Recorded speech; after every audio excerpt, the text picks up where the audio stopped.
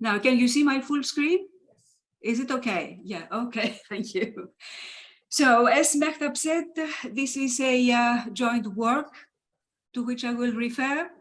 And our presentation focuses on the social policy challenges facing the EU under a triple transition, green, digital, and demographic. It draws upon a contribution we've made to an upcoming special issue of the Transfer Journal. And in this contribution, we particularly lay out a map for researching these social challenges. Here, I will try to pick up some of the main points of our paper.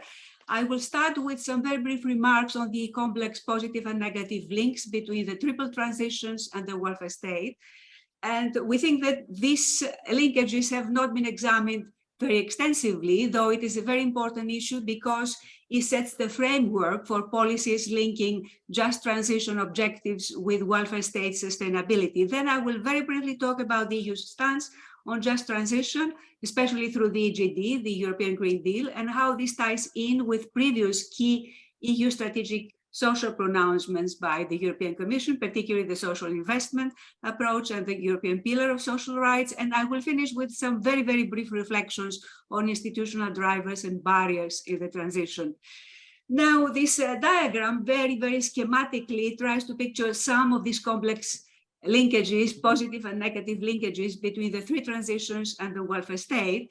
And this complex picture to some extent reflects the fact that the welfare state is facing a double bind. On the one hand, it is highly pressured by squeezed public funding because of the shrinking labor force due to aging, because of job losses due to digital transition, and specifically because to automation, and because of job displacements due to the green transition. And all these processes, to one extent, or these changes, to one extent or another, they shrink the income tax base for public funding. Whereas on the other hand, the welfare state faces an increasing need, a very daunting increasing need for social support, just because there is an increasing number of social risks emanating from the interaction of these three transitions. Now, as to synergies, very briefly, we can find some positive synergies between the demographic transition and digital transition. On the one hand, workforce aging partially offsets the harmful job shedding effects of digitalization. And in the other direction, the use of technological innovations in the provision of health, in the provision of long-term care, they can increase access, they can improve access to health, especially by an aging population. And this, to one extent or another, can relieve pressure on the social budget for the provision of health services.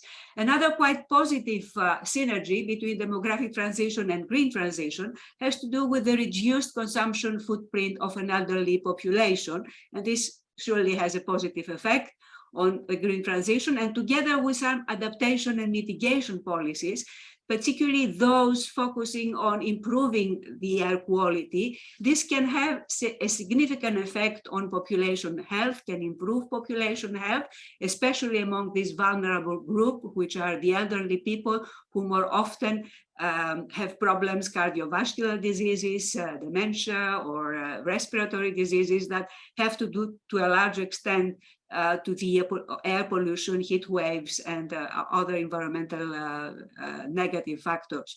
And we shouldn't forget that about 400,000 people die each year in Europe because of heat waves, because of air pollution, and so on and so forth. So this also somehow will relieve pressure on the social budget. Looking now at trade-offs, the carbon pricing as a central environmental policy component can seriously affect energy affordability by vulnerable older people and other vulnerable households. And this policy can, in the short to medium term, increase energy poverty, increase transport poverty, and of course this increases the pressure on the social budget for social support, unless of course some of this revenue through carbon pricing is recycled towards social and community support. And there is also a sort of comprehensive trade-off, or a long-run trade-off, because on the one hand, social spending will compete with calls for green policies, with calls for green investments in order for the European member states to achieve the climate goals of the European Green Deal. And this will further squeeze public funding to a large extent. Also, we have to take into account that very many member states have currently incurred large debts in order to fight the pandemic and in order to provide the lifeline to households and enterprises, and especially this is quite important for some heavily indebted countries because of the Great Recession and the aftershocks of the Great Recession, like for instance, South European countries. And all this, I think, exacerbate the pressures on public funding. To that, we must also factor in the reinstatement of the Stability and Growth Pact, although we don't know in which way, in which version it will be reinstated, but the reinstatement of any of its fiscal rules will further impact upon will further squeeze public funding. So now this very schematic and very brief presentation, what comes out from this very schematic and brief presentation of this complex diagram is that the concept of just transition should be set within a long-term perspective on the synergies and trade-offs under the combined effect of these three transformations. And how we define just transition is very important in this respect. What we see now is that a narrow definition predominates that focuses on programs of support for workers who lost their jobs due to environmental protection policies. And this cannot take into account this bigger picture of the distributional impacts of the complex effect of these three transformations and how these aggravate inequalities. Over the last decades, the ILO and the International Trade Union Confederation have tried to expand the definition of just transition, pointing to the need for this comprehensive approach to the distributional impact of the triple transition, and particularly of the distributional impact of the mitigation and adaptation strategies for climate change across populations and regions. Now, such a broad definition should be based on three dimensions, should be a three-pronged approach. First, it should embrace the distributive justice dimension, namely the equity dimension in the distribution of transition costs and benefits, the procedural justice dimension, the need to include all relevant stakeholders in the decision-making process. And to this, we must add one further dimension, which is quite important, which is the recognition-based justice dimension that largely integrates the demand by social movements to throw further light on sections of society which are far away from the decision-making poles regarding the transition, who are ignored or misrepresented in the transition process. Now, vis-a-vis this broad definition of just transition, the European Green Deal stands out for its controversial stance. On the one hand, we have the minimalist and vague motto of no one must be left behind that somehow hints at a comprehensive view of distributional issues, but doesn't say much about how to tackle, how to mitigate the increasing inequalities. And on the other hand, most of the policies deriving from the European Green Deal are framed in a narrow view, that of responding to the blow of job and income losses as a result of decarbonization in specific regions or localities. However, there is one important development in respect to the European Green Deal, in the sense that in 2019, with the European Green Deal, for the first time, the Commission tries to link social issues with environmental issues. Up to then, we had different kind of approaches, and there was some kind of, they were thought quite apart, the one from the other. Whereas with EGD, we have this kind of attempt to link them together. And indeed, the pillar is touted, is held to be the beacon guiding member states towards a transition to climate neutrality, digitalization, and demographic change that is social, fair, and just. But the realization of these goals is highly questioned. First, because of the narrow approach to just transition in the EGD, which indicates significant protection gaps, particularly among groups furthest from the labor market. And also, I would like to add here that a gender dimension is missing from the EGD, as is also the intersection between gender, class, and ethnicity, which is quite important issue. Also because of the non-binding character of the social pillar, and because the social pillar itself is characterized by some significant protection gaps. And third, which is quite important, because of the shaky ground on which EU social policy rests, with measures put forward in a more or less disjointed manner. And this latter characteristic is a major hallmark of how EU social policy has developed so far. In the aftermath of the euro area debt crisis, that is in 2013, we see a very significant and ambitious turn by the European Commission from the soft governance framework of the open method of coordination to the social investment approach, an approach that advocates prevention of social risks on the basis of extensive investment in human capital. But very soon, a comprehensive social investment approach was discontinued and a light liberal social investment version predominated, geared towards employability, activation, and so on and so forth. In 2017, the European Pillar of Social Rights introduced a principles-based approach reminiscent of the European Social Charter of the 1980s, but without any binding force though. It also further overshadowed the social investment approach in its comprehensive version and shifted emphasis to a light version, making social protection subject to labor market inclusion. And this was very much in tune with Europe's austerity mantra at that time, that is, at the time of the euro area debt crisis and the aftermath of it.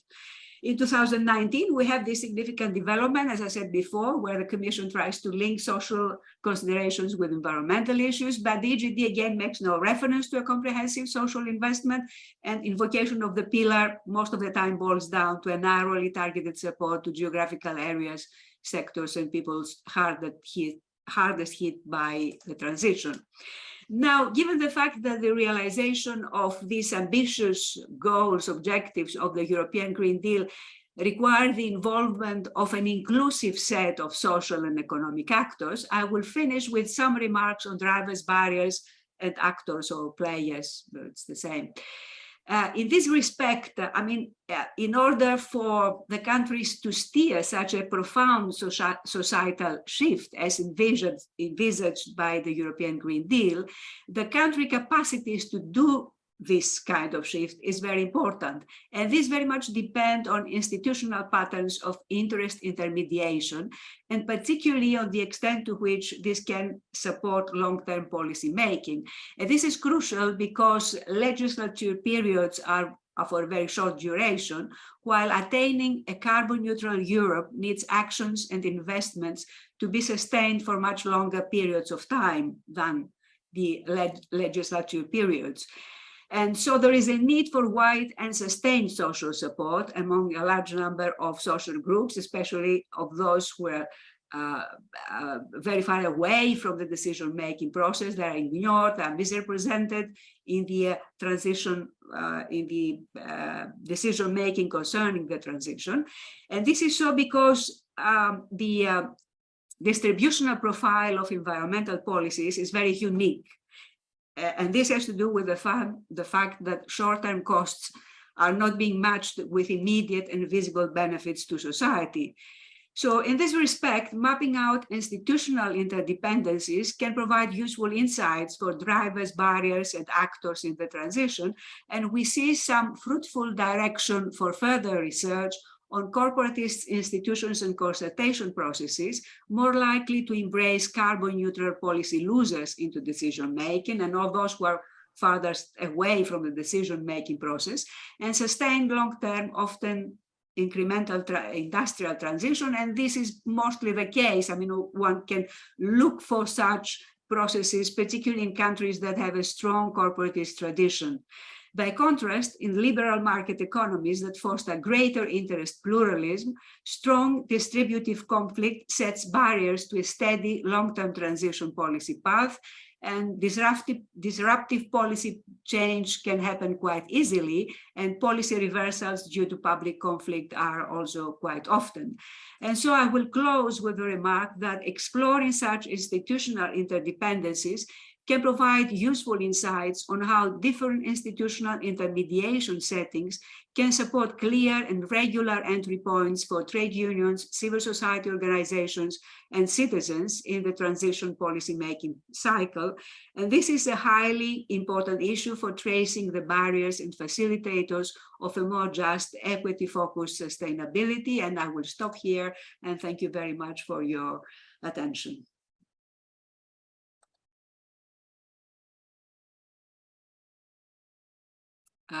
You are muted. We can't hear you, Mehta. Okay. You hear me now? Yes. Yes. Okay. Okay. Thank you very much for being perfectly on time. I was saying that actually.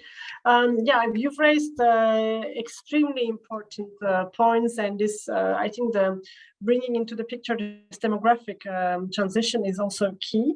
And I cannot agree more with you. We have also done quite a bit of work on this issue that the Green Deal has indeed a narrow view, and you mentioned gender, for example, dimension missing. I mean, I could list you many more, like the individuals of ethnic and racial origins, minorities, even elderly or disabled individuals. So we don't really find those vulnerable groups in the Green Deal. We don't know where exactly what's going to be done for them in the whole framework. But thank you very much. With that, I would like to pass to our second speaker, who is Milena Büchs, if I pronounce it correctly, who is an associate professor in sustainability, economics, and low carbon transitions at the University of Leeds in the UK. Milena will focus on just climate policies and will explain how sustainable welfare could be a new approach to achieve well-being and equality within planetary boundaries. So Milena, the floor is yours, again, about 15 minutes. Thank you. That's great. Thank you so much, Mehtab. I will also share my screen. We don't hear you. I thought I have unmuted myself. Can you hear me now? No. Oh dear. Can I try to? That's odd, because I guess it was fixed for Maria. Let me just. Oh, we don't hear you yet.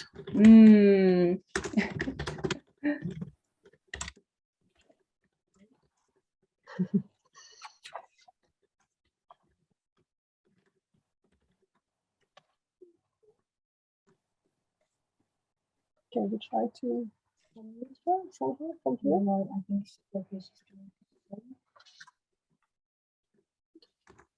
Can you try again? Yes, hello, can you hear me now? No. Hello. Oh no. Oh my God. More than 2 years. That's odd. Yes, unable to. Yeah. Sorry about that.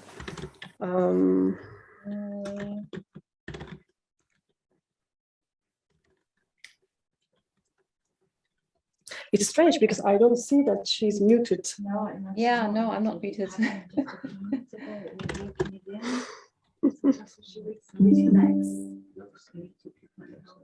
Do you want to reconnect, maybe? I can try. That she goes out and comes back again? I can try, yeah. A very old-fashioned way, but... Okay, see you.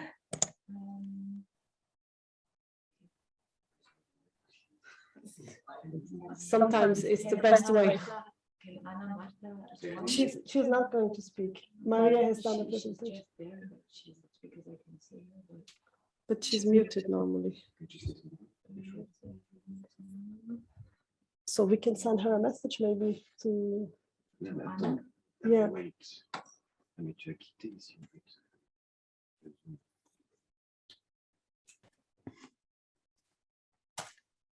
Okay, shall we start try again? Can you hear me now? Okay, Milena is back. No. Yeah, but we don't hear her still. Can't hear me. Just as a quick experiment, is that helping? No. No, it's not. I'm so sorry.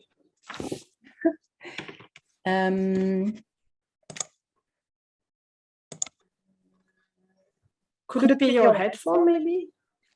Because you hear us, so it's working, yeah. But maybe the mic.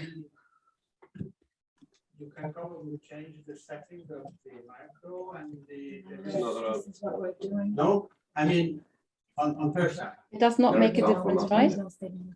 So even when you remove it, we don't hear you. You can't hear me? No, we No, can't you hear can't hear you. me. Yeah. It always happens. The old-fashioned way. Just, While we do that, shall we go with you, maybe? yeah, well, sure. What do you Could be think? any time. While Milena is trying to find her voice back to us, is it okay that we continue with Bella, who is Yeah. in the room? Okay. Sorry for that change, but No worries. in any case, you let us know in the chat if you manage. Thank you. Okay, well then, we'll go to Bella Galgozzi, who is a senior researcher at E2I. Bella has been working on issues of green and just transitions for many years already, and has contributed substantially to the research and debate on green transitions, particularly in certain sectors such as automobiles and energy-intensive industries. Today, he will talk about how to address main barriers and challenges to make sure that the green transition alleviates existing inequalities in well-being outcomes, while also being on track for a more equal and zero carbon economy. So Bella, please, floor is yours. Thank you. Okay, so we have this change. Actually, I thought also to start the whole thing at the beginning, because what I'm trying to do now is continuing on the framework that actually Nicola was very well presenting already at the plenary, and what Kate framed in the our benchmarking report. So I would like to frame this new constellation of inequalities. Once, of course, the slides appears, it would help. So I argue here that in the climate environmental context, we have a new constellation. It is not just like inequality as we had before.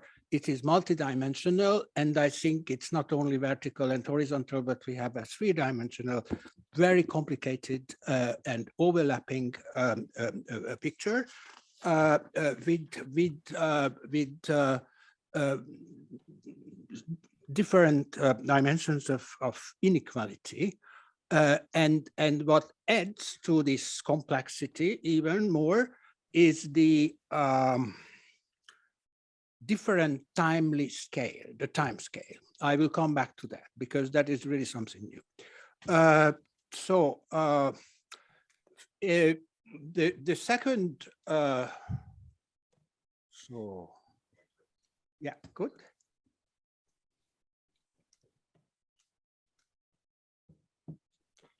The second point I would like to make is that having these multiple dimensions, the different scope and scale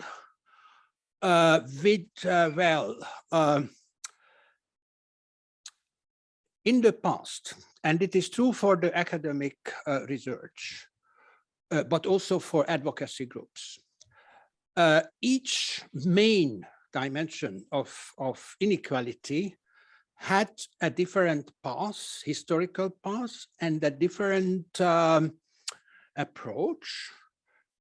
And more importantly, these were dealt with in isolation with each other. So mostly income inequality was dealt with one way. Then the climate justice, that was kind of a big narrative. It was focusing on one thing. Even the environmental justice movement was focusing something again different. In the US, for example, the racial and spatial aspects of exposure to environmental hazards. Trade unions were focusing on work-related exposure to toxic materials and pollution at the workplace, health and safety. That has a very long history. then the climate mitigation, climate mitigation policies and their effects, that was again a very different thing on jobs and social effects. Even the just transition policies that were coming out, building upon these decades-long approaches of justices and inequality issues, were actually continuing this one-dimensional approach. I always call this just transition for us, or for ourselves, yeah? And then we need a broader perspective that is a just transition for all, and that is much more complicated. And for that, we really need a much more active role of the state. Saying why it is so different with the climate change. I mean, climate change is, yes, already happening here. We have the floods, we have the heat waves, we have this and that, and tornadoes, but these are sporadic events. You cannot say that tomorrow you will have one around the corner. And it is also quite in the future, both in time and space. So the individual risk and the collective risk has a different link in here. The ultimate inequality in this case is a Noah's Ark scenario. When we come to the point that the planet becomes inhabitable, or parts of the planet become inhabitable, and there will be a selected few who can be saved. Yeah. So this is kind of the absolute ultimate thing. Yeah. But this is abstract. Yeah. So this is rather abstract. What we need to do to prevent this by climate mitigation, emission reduction, change of production and consumption models have imminent effect on workplaces here and now, jobs, and also livelihoods, energy price. Yeah, we don't have to explain that. Accessibility to low carbon technologies. So that is the here and now, and the other is the abstract. Vulnerability. So I don't want to go through all. This is kind of, you don't see that, it is kind of a three-dimensional picture of very different kind of things. So I mean, it starts with responsibility, so carbon footprints, then vulnerability, exposure, then adaptation capacity. Yeah, so how people can adapt. And so on. Environmental exposures to environmental hazard is not necessarily the same as climate. We learned actually at the car industry emission systems how environmental standards can contradict the climate policy standards. Complete. But this is another story I don't want to say, but that's why environmental and climate are actually quite different in policy terms. And then, of course, we have the traditional dimensions of inequality in terms of well, first of all, across nations, so global south, global north. This kind of horizontal thing, and then we have the vertical that is like age and so demography, skills. Social status and income and so on. And the interesting thing is that they are, and the rural, urban, so the spatial, that these are all interlinked and actually by policies rather difficult to address all. And many policies are only focusing on one thing. So let's move. If I can move. Yeah, okay. It is just three examples to bring it a little bit closer. Yeah, so this is the carbon proof thing. Nicola was showing it. That is for Europe. We know that the highest income group has by far 10 times the carbon footprint of the lowest 50%. So it is incredibly unequal in Europe, but in a global scale, within country and across countries. So one more. Yeah, this is just about adaptation capacity, but that's of course a huge topic. But just one thing, yeah, how households are being insured for extreme weather events. In Romania, 2% of the population. In Belgium, 60%. Yeah, and then you have the whole scale. It is, and of course within the countries is of course even much more. Energy poverty, I don't need to comment on this. That was 2019. What we have now is we can probably twice as much or much more serious.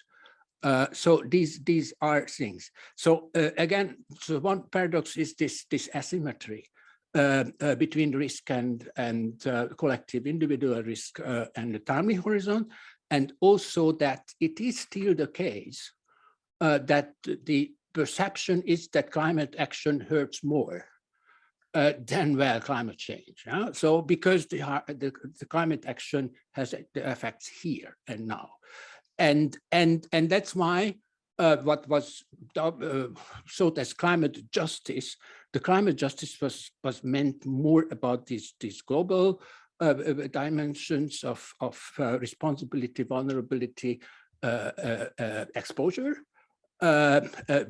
in the past, but somehow it had been translated into climate policy justice or mitigation justice. And this is what we use it in Europe. The whole European just transition framework is about mitigation, about climate policies, effects on jobs, and effects on livelihoods in terms of social effects like energy price and so on. These are very important dimensions, no question about that. But this is also a rather restricted way, as actually Maria was also mentioning. And so this is kind of the core interpretation, is the dealing with the distributional effects of climate policies, yeah? Like the ETS design, the carbon price itself, accessibility of low carbon technologies, electric cars, or renewable energy, which is extremely important. And then we have the labor market transitions as of course probably the most important thing in various forms, and we have the regional dimension. Of course, industrial policy is necessary for all that, but this is rather seen from the rich country perspective. And Europe is, well, okay, Europe is Europe, but Europe is too much focused on itself in this whole narrative, and maybe, I don't know, it doesn't move. So there was a table here, which is not probably legible very well, yeah? So you don't need all that, and we also don't have time, but it is a little bit of a summary of just transition policies and approaches, and probably showing this fragmentation. We have different levels, planetary levels. So this is what the UNFCCC level is, and this is about rich and poor countries. This is about loss and damage. This is about how rich countries can help poor climate vulnerable countries to cope with. It is about adaptation fund. It's about yes, if we go down to policies, it is about global value chains. It's about extraction practices, mining practices, corporate sustainability, reporting, and all that. On the national and regional level, indeed, it is these mostly the two aspects, the distributional and the employment effects are dealt with, but there are more passive ways to do that, like compensation. You are paying early retirement for those who cannot keep their jobs in carbon intensive industries.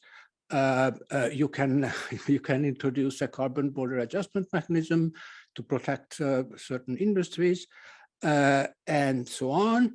And there is, of course, more like structural adjustment policies and also a more comprehensive one, and that we can see on each level, plant level as well. And plant level is actually very important, but I don't go in all the details. Yeah, one more. And coming probably to the end soon.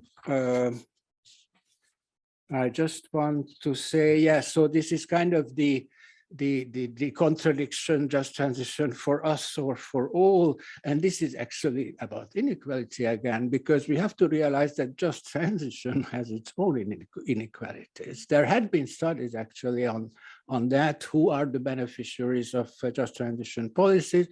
And they were very well, more focused on male, white, industrial, middle income persons. Was coming out from studies. Yeah. It's yeah, well, I also want to mention the destination, because in transition we are more talking about the process itself. But the destination is the zero carbon world and job quality there. So what kind of jobs we are going to have in this new world, and that is absolutely important, not only in different measures of job quality, but also unionization and collective bargaining coverage is quite and it also yeah, okay, so we can say that there is no genuine trade-off between green labor and social objectives or dimensions, but these actually these appear in practice. Yeah, so they shouldn't be, but there are. I mean, why is it the case? So if you look at, and of course here we don't talk about the concrete case studies we actually had in several sectors, to show what is really happening in the real world, but what we see is that the work environments where most of these processes are taking place are deeply conflictual. They are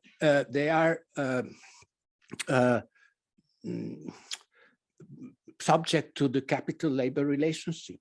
It is power relations there. It is not like equal partners. Yeah, I mean, it's heavily conflictual. That even if the objectives, and that is, of course, for trade unions, it makes a little bit difficult, the whole thing, because trade unions had really have bad experience with change, actually, structural change, because structural change, actually, if you ask a French trade unionist, what is structural change? It is job loss, yeah? It is just equal job loss. Redundancies, and restructuring is redundancy and layoff and relocation. So any change and restructuring was actually it was for the profit benefit. But now it's about the planet, so it's a different context. But the processes are very similar, yeah, and the patterns are similar, and that makes it quite different. And we also have to see that the labor market context is very hard. We are living not in an ideal labor market. It is about precarious work. It is about uncertainty. It's people are afraid of change, yeah, because they can only lose. So this is a bad environment for change, and this is actually the most important thing that we need to change.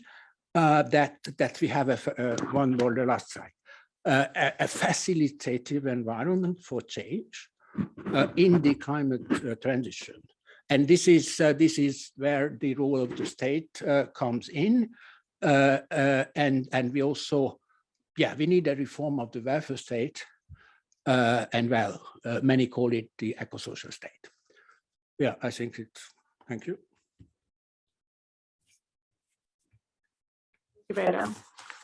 I'm afraid to give the floor to Milena and not hear her after, but could we try now? Milena, hopefully it's fixed. Of course, yes. Can you hear me now? Yeah. The But the online participants hear you. That's the strange thing. I don't understand. Right. Yeah. Because I saw the Recording in progress. And there seems to be some echo as well. we hear you now. You But can just hear me go. now? Yes, just go on. Great. I'm not going to say anything. I do get a lot of echo, so I wonder. I'll mute myself. Okay, cool. Excellent. Well, after technical difficulties, hello everyone, and thank you for joining the session, and many thanks for the invitation. I will also share my screen to present. Let's see whether that works. Can you see the slides? Try to make them big. Yeah, okay, great. Excellent. So I was going to talk about just climate policies and sustainable welfare together, where I sort of understand just climate policies and sustainable welfare as complementary approaches, but I would say they differ in the extent to which they require a transformation of underlying economic systems. So I will start with just climate policy, and actually sort of listening to the previous presentations, I think I seem to very much adopt the sort of broad conception of a fair transition that you've been talking about. So focusing on the distributional aspects in particular. But starting with sort of injustices that are related to climate change, I'm sure we're all aware that that there are many injustices related to climate change, and I think a nice way of thinking about it is that when it comes to responsibility for climate change, so historic contribution to emissions and the capacity to adapt, this tends to be higher among rich groups and privileged groups and countries compared to poorer and disadvantaged groups and countries, and of course also future generations. But then almost the opposite is true when we talk about the cost for climate change mitigation and also the impacts of climate change, where poorer and disadvantaged people are often more hit or more highly hit compared to richer and privileged people and countries. So this is sort of the basic problem that we have, which the danger is, of course, that it creates these sort of new inequalities and new social conflicts, even though obviously tackling climate change really needs to be a priority at the moment. So the question is, what can we do about this? And I'm only picking out here sort of one example actually related to cost of climate change mitigation. So this is a graph here about the impacts of carbon taxation on different income groups, where we can see that for most types of carbon taxes, we see a highly regressive impact. So where regressive means that the impact is higher on low income groups compared to high income groups. So the big red line at the top is the one for home energy taxes. And what we see is that as if we look at the tax burden relative to income as a multiple of the tax burden that the highest income group pays, then we can see that, here the poorest people really pay the most for a carbon tax on home energy. We still see regressive impacts if the tax was levied on total household emissions or even on motor fuels or all travel. The only carbon tax that is progressive is the one on flights, and that is because flights are more of a luxury good that mainly sort of high income groups engage in. And the contrary is of course true for home energy. So the reason for the regressiveness of home energy taxes is that the consumption of energy is relatively evenly distributed across different income groups. And so the tax is then in absolute terms relatively similar, but in relative terms much higher for lower income groups.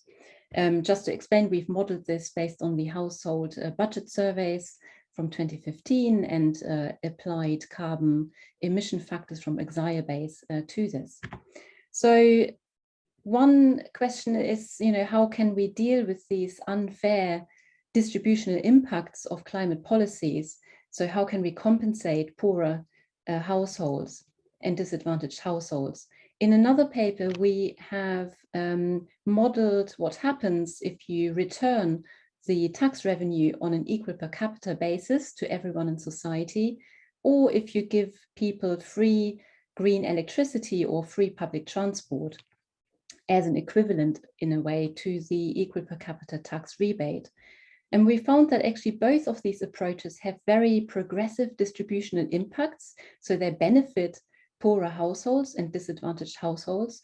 But in addition, the free green services have the advantage that they are able to reduce fuel and transport poverty, which I think, as Maria has said, and Bela as well, that the increase of fuel and transport poverty is one of these negative side effects of some climate policies.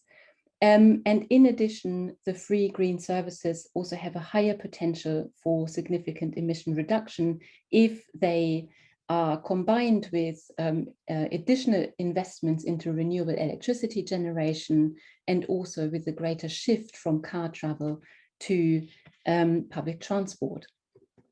And just to say that when it comes to the return of cash benefits, that it's not also equal per capita tax rebates is not the only way to do it. It could also be through the tax and benefit system, basically to make it a bit more targeted. And some countries apply this approach now with the cost of living crisis as well. So I end this section on just climate policies, and you can see this is really just a very, very brief sort of touching on these issues. I've summarized some other policies that would be important for just climate policies in this blue box here, covering some of the issues that both Bela and Maria have talked about, just transitions for workers and other policies. But really, I think what is important to highlight is that, like I said, fighting climate change and ecological collapse is at the moment a priority, I think, in order to ensure that the planet remains livable for future generations. But we must really avoid that it creates new inequalities, new exclusions, and new social divisions. Other research, including our own research, has shown that opposition against fuel taxes and other environmental policies is actually higher among disadvantaged groups. So it shows that, possibly the disadvantages that come from some of these climate policies are one of the reasons why support is low among these groups.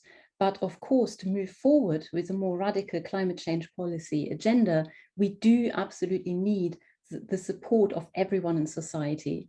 And so therefore, climate policies really need to be designed in a fair and inclusive way, not only to generally sort of create more equal societies and fairer societies, but also to win broader political support for the climate policy agenda. So I would then like to move on to sustainable welfare, which is in a way a sort of more transformative approach even, because so sustainable welfare you can define as policies for achieving welfare and well-being within planetary boundaries. So the idea in sustainable welfare is really that you prioritize social and environmental objectives over economic growth. So it's a growth critical approach which takes serious the evidence that we have at the moment, that there's a lack of absolute decoupling between GDP growth and environmental impacts, be it CO2 emissions or the material footprint, or things like biodiversity loss. So these things, even though they have been shown to be decoupled over short periods of time in individual countries, we don't see an absolute decoupling at the global level, and not at the speed that will be required to achieve climate and ecological targets. And so this is where the sustainable welfare approach sort of starts from and asks, how could we achieve this? A counter argument to sustainable welfare is often that the welfare state is dependent on economic growth. because obviously without growth at the moment in the current context, in the current economic system, we would see rising unemployment, and revenues to fund the welfare states would decline. And in addition, as Maria has already explained, we see demographic change. This is another very big challenge looking into the future, because it means demand for pensions, health and social care will be increasing. And so the argument is we need our economies to grow so that we can meet that growing demand. So one of my counter arguments to that is that actually I think we can address growth dependencies in several ways. I pick out one in particular, which is sort of a reform of current economic systems, because the current economic system, capitalism, does not only provide more resources for welfare spending over time, yes, that has been true, but it has also at the same time generated a higher demand for intervention and corrective intervention, because we have seen rising inequality and social insecurity in many OECD countries over the last few decades. We know that activities that actually contribute to societal well-being are undervalued in the current market. So we have seen this in the COVID-19 pandemic, that care work, healthcare work, and so on are very undervalued activities, not even to mention the unpaid labor that is happening in the reproductive and care sort of sphere. And another point to mention is that the current consumption and working patterns that we find ourselves in, and that arise from a profit-driven economic system, often lead to damaging people's health. So we have seen a dramatic rise in chronic and stress-related diseases in many countries across the world. So even though life expectancies are increasing, the number of years that people spend in poor health is also increasing at the same time. And so that also, adds to this increasing demand for intervention by the welfare state. So the idea is, or the question, I guess, is if we could be able to tackle these root causes of the demand for welfare, would we not then be able to make the welfare state less dependent on economic growth? So the idea is, if we transform the underlying economic system to make it a more equal system, would that not be an important step to take? So some of the steps, and this is nearly my last slide, to do this would be, like I said on the introduction slide to sustainable welfare, that social and ecological objectives would need to be prioritized within policy making. So currently policy making, including for the welfare state, is often very much driven by the aim to increase economic growth. And that often has negative impacts for workers and disadvantaged groups in society. But the prioritization of social and ecological objectives would not only have to happen at the political level, but also within businesses and organizations. So basically profit maximization, which is currently the main objectives within the economic sphere, would need to be replaced, or at least complemented by the obligation to actually contribute to social and ecological objectives as well. Work and welfare could be decoupled more strongly. So if we decommodify labor and make everyone eligible for income and basic services that address basic needs satisfaction, that would make well-being much more independent from the formal labor market status. And then very crucially, I think we would need new collective and communal forms of ownership and decision-making, so the democratic decision-making, to distribute resources and power more equally in society, so that we, that there's less of a need for this sort of corrective intervention. I really want to stress, however, that this is not an argument, of course, against the welfare state. So the state and the welfare state would still play a very important role in defining and protecting new business models, and also in redistribution especially also still between regions and internationally. So yeah, so these are my two main points today, that I think just climate action, or however you call it, just climate policies, or a broad definition of the just transition, and sustainable welfare are complementary approaches. We really need to make climate action just and inclusive for it to be successful. And really, my argument here is that an economic system that creates greater social equality could make welfare systems less dependent on economic growth, and hence sort of have all the other benefits that a sustainable welfare approach could have. So I end it here. Thank you very much, and I'm looking forward to questions. Thank you very much, Milena. And I'm very happy that we managed to hear you at the end. I hear some echo. Is it normal? Okay, I hope you don't hear it over there. Okay, then what we will do, I saw some comments in the Q&A, but I'd like to give the floor first to Penny, because we are also reaching the end. I will move to Penny. Penny Clark. Penny is the Deputy General Secretary of EPSU, which is the European Federation of Public Service Unions. She will reflect on the issues that all of you raised today, and provide some comments from EPSU's perspective, as well as from a trade union perspective in particular. Penny, we have about 10 minutes, if you don't mind, and then we'll try to get some questions or reactions from the speakers and audience. Thank you.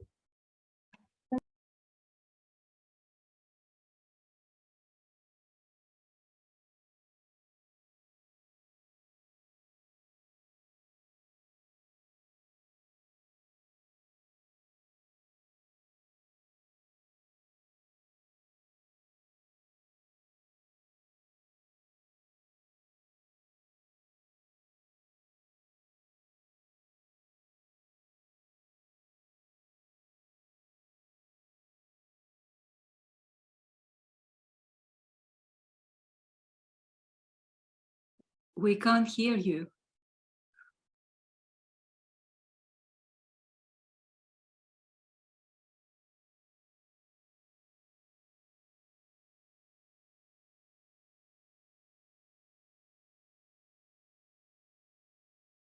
And these free transitions. And although there's a lot of criticism, and I think our last speaker put it very well about the failures of the profit-motivated economy, we still find it hard, and that was also from Nicola this morning, who is the we? Society finds it hard to put people and the planet before profit, and we still have a lot of profit maximization which really gets in the way, and whether it's to do with, well, this week we've seemed to have an agreement in the WTO on the TRIPS, on the intellectual property rights for COVID vaccines and COVID related treatments. After 2 years of a lot of discussion, there's a lot of criticism to say that the agreement that has been reached is very timid, possibly a first step, but falls far short of what is needed to deal with COVID.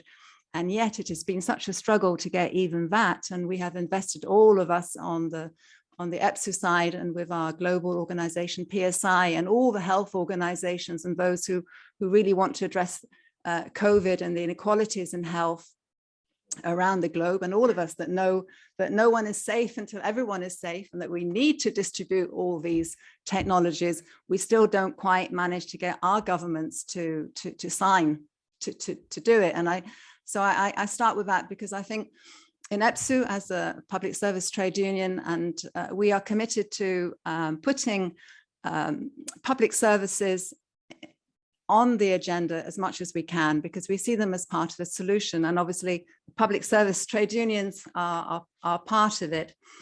If I could, well, I will pick up a few of the comments that have been said, but maybe just to recap that trade unions, we are organized in many different sectors at European level, and we have some 43 or 44 European sectoral social dialogue committees, bringing together trade unions and employers, throughout the economy.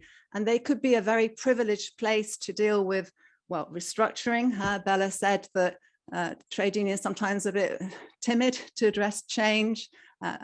A lot of what we talk about in transition is indeed restructuring. How do we get from one place to the other? And in our sectors in EPSU, we do our bit. We represent people in electricity, in health, in public administration. We know the importance of information and consultation rights, of bringing workers into making them part of the decisions with employers about how to change the sectors. And because we also organize in local government, we know that when we talk about the welfare state and how essential it is to have an active welfare state, it is not only at a national level. The welfare state is also very near people, and in many countries, local government is the very key actor in these discussions, the proximity level. And actually, proximity is one of the public services principles. And if I recap them for you, affordability, accessibility, non-discrimination, equal treatment, sustainability,